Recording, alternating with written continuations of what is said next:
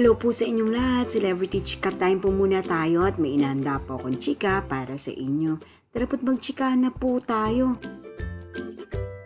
Pelikula ng Asia's multimedia star na si Alden Richards mapapanood na sa ibang bansa.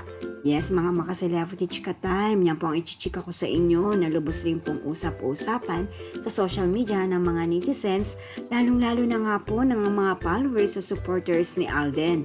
Abay, palipad na po patungong Australia ang pelikula ng Asia's multimedia star.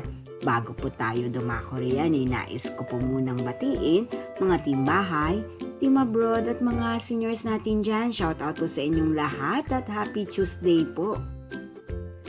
Narito po muna ang ilan sa pa-update si Maine at Alden. Si Maine nga po, as always, lagi na po itong present sa longest running noontime show na EAT, na kung saan nga po kasakasama pa rin po niya hanggang sa ngayon sina Tito Vicky and Joey.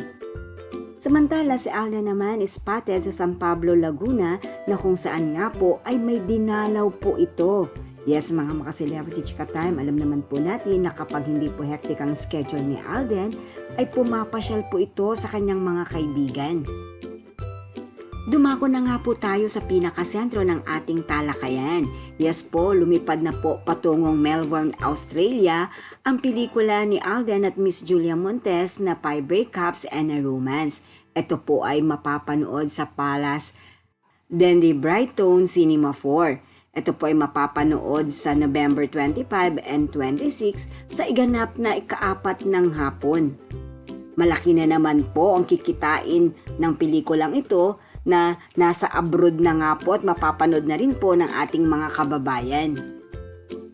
Sa kasalukuyan ay umabot na po ng 72 million ang kinita ng pelikula ni Alden na 5 Breakups and a Romance, kung kaya naman po lubos ang kanilang pasasalamat sa mga sumuporta at tumangkilik ng kanilang pelikula.